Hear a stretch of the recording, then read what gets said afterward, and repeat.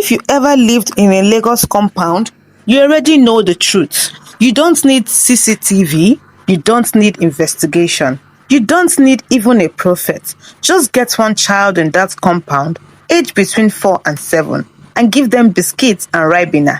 Everything that adults hide will come out. This is why white people fear children.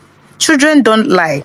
They don't edit. They don't sugarcoat. They observe with open eyes and speak with open truths. So today, let me gist you about one compound where peace died because one small girl opened her mouth. Her name was Dara. Dara was 6 years old. Angel face, full innocence, but her mouth was judgment day.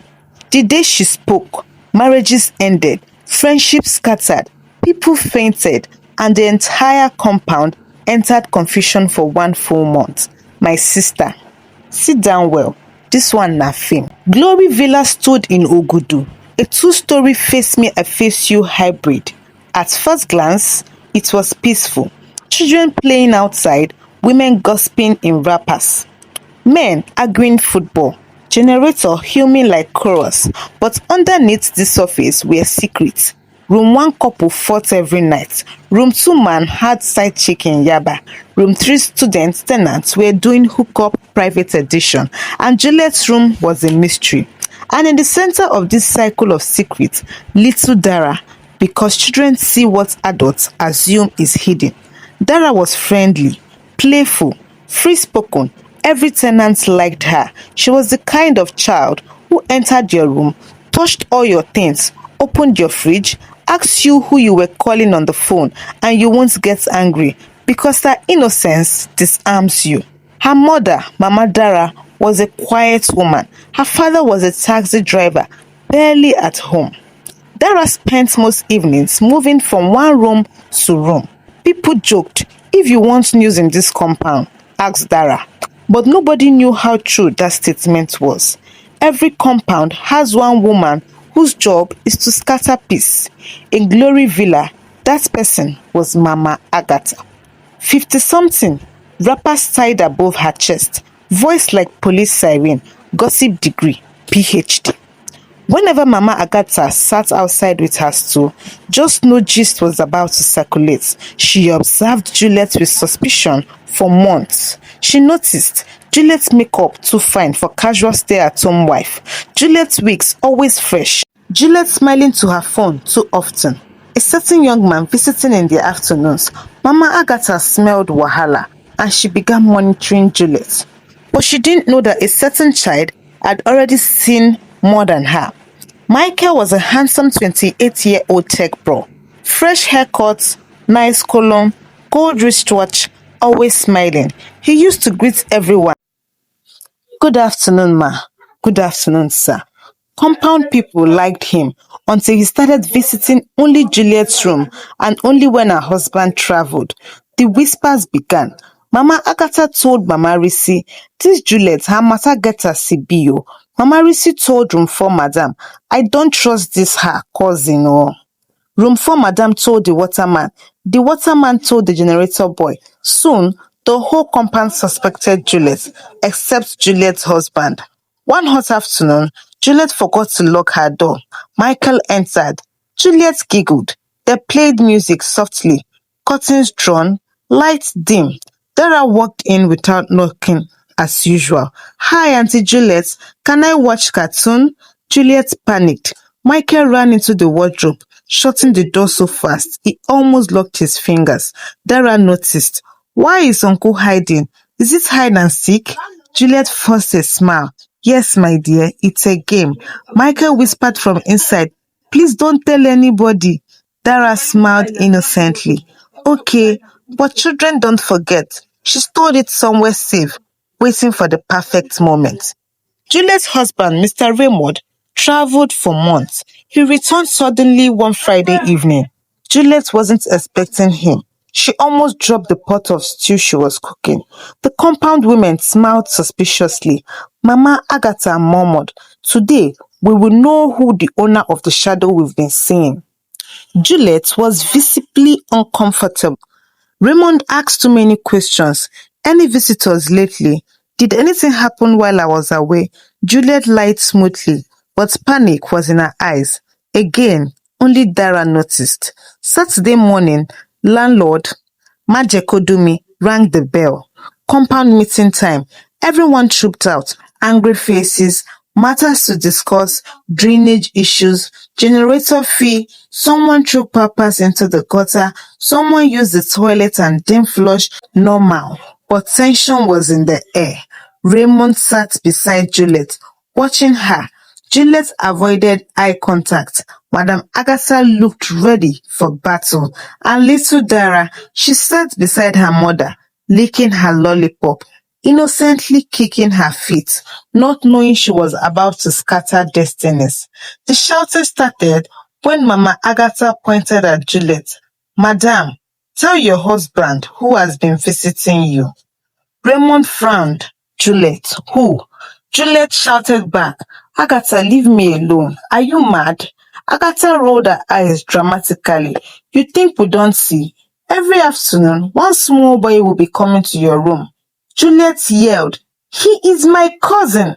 Agatha clapped her hands. Since when did cousins start hiding in wardrobes? The entire compound gasped. Raymond turned to his wife. What wardrobe? Juliet froze. Raymond asked again louder, what wardrobe? Juliet had no answer. Her hands shook. Her eyes watered. And that was the moment destiny opened, as the women insulted each other. Dara stood up slowly, licking her lollipop. Innocently, she tugged her mother's wrapper and said, Mommy, can I talk? Mama Dara waved her off. Go and sit down. But Dara insisted. She walked to the center of the crowd and shouted with full confidence, the uncle that hides inside Auntie Juliet's wardrobe whenever her husband knocks, is he not her friend? Silence, a heavy cold. Judgment stayed silent. Juliet's husband froze. Juliet collapsed immediately. One man's slippers fell up. Someone screamed, Jesus! Mama Agatha stood up and shouted, I said it! I said it! Chaos began. Raymond grabbed Juliet. Who is Michael? She cried, shook, begged. It was a mistake. He was just helping me. I was lonely. I don't want to cheat. People started shouting. Juliet confessed everything. Raymond walked out, removed his ring and dropped it on the floor. He packed his bag that same afternoon. Juliet cried like her soul left her body. Dara was confused. Did I do something wrong? No, my dear, you did. After Juliet's scandal, Mama Agatha got an idea. She pointed at Dara. Come, what else have you seen? Dara smiled. This was her moment. She began talking. Auntie Risi told her friend that Mama Chisom's soup smelled bad. Uncle Kola hides beer behind the tank and drinks at night. Auntie Amara told her boyfriend she doesn't like her husband's family. Uncle Joseph went to room 4 when his wife traveled. People screamed, shouted, held their heads. We are finished. This girl is possessed. This is madness. Somebody stop her. But she wasn't done. Women dragged their husbands. Men fought themselves. One man chased his wife across the compound. Another broke someone's bucket in anger. Mama Risi slapped Mama Chisom. Mama Chisom threw pure water back. Two people started fighting, speaking Igbo in anger. Another spoke Yoruba. Someone else cursed in Hausa. Landlord ran inside and locked his door. The generator man climbed the fence and escaped. Total madness. Later that night, Dara casually told her mother, Mommy, I didn't even say the real one. Her mother paused. What real one? Dara licked her lollipop. The big uncle that gives you money when daddy is not at home. Should I tell them too? Her mother fainted in the kitchen. Yes, fainted, because she has been collecting help from a man in the compound. Help that wasn't ordinary help. Dara didn't understand, but her mother did, and shame swallowed her. The compound was silent the next morning. No greetings, no gossip, no children playing. People avoided Dara like she was a walking lie detector. Juliet packed out. Raymond blocked her number. Michael disappeared. Mama Agatha bragged for weeks, but that wasn't all. 3 days later, Dara was playing near the landlord's window. She heard him whispering, "Tell her I'm coming tonight. My wife is not around." Dara entered the courtyard. "Landlord, who are you talking to?" He panicked. "Ah, Dara, come, take biscuits. Don't tell anybody." Dara smiled and ate the biscuits. Big mistake, because she remembered his voice and she waited. For the next compound meeting, landlord shouted, "Meeting is now starting." Dara raised her tiny hand. Uncle Landlord was talking to someone when his wife traveled. Landlord shouted, "Shut up! Too late." Dara continued. He said, "Tell her I'm coming tonight." Then he gave me biscuits. Landlord's wife gasped. "Margie, which her?" Landlord fainted. Instantly, the entire compound screamed for the next 2 weeks. Glory Villa compound was trending on the streets. People walked past, whispering, "This is the compound where one small girl exposed everything." The entire neighborhood now avoided the compound. Dara became famous, whether good or bad. Who knows? One evening, Dara asked her mother, "Mommy, why is everyone angry at me?" Her mother cried and hugged her. "You didn't do anything wrong. Adults are the ones doing wrong." But damage had been done.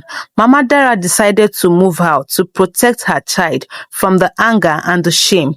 The day they moved out, some women whispered, "Good riddance. Finally, they are going. That child is dangerous." But some people cried quietly because deep down, they knew Dara only said what they were hiding. They moved to a new, quieter compound. People minded their businesses. Nobody asked unnecessary questions. Dara felt free, but her story lived on because Glory Villa never remained the same, and nobody ever forgot the child who spoke truth without fear. My people, what do you think? Did Dara scatter the compound, or did the adults scatter themselves? Tell me in the comments. Team Dara or Team Adults? Make sure you like, subscribe, share for more gist. NWAOMA Folktales, where every story leaves a lesson. Bye.